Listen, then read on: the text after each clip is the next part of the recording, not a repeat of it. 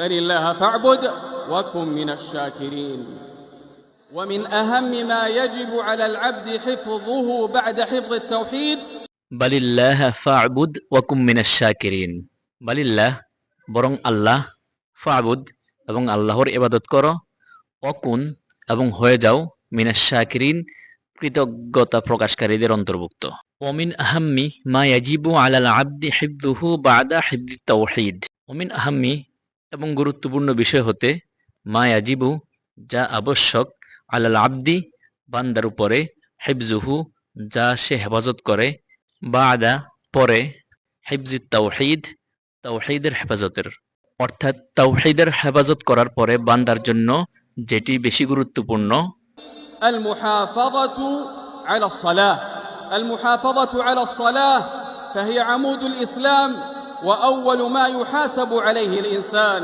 আল মুহাফাযাতু আলাস সালাহ, সালাত বা নামাজের হেফাজত করা। ফাহিয়া আমুদুল ইসলাম, ফাহিয়া এবং উহা হলো, আমুদুন ভিত্তি, আল ইসলাম ইসলামের, অর্থাৎ সালাত হলো ইসলামের ভিত্তি। ওয়া আউয়ালু মা ইউহাসাবু আলাইহিল ইনসান, ওয়া আউয়ালু এবং প্রথম বিষয়, মা ইউহাসাবু যা হিসেব গ্রহণ করা হবে, আলাইহিল ইনসান মানুষের উপরে, অর্থাৎ কিয়ামতের দিন সর্বপ্রথম বান্দার নামাজের হিসাব হবে। এই সিরিজের ভিডিওগুলো ভালো লাগলে পেজটি ফলো করার অনুরোধ রইল। وهي سر النجاح ومفتاح الفلاح. قال تعالى حافظوا على الصلوات والصلاة الوسطى.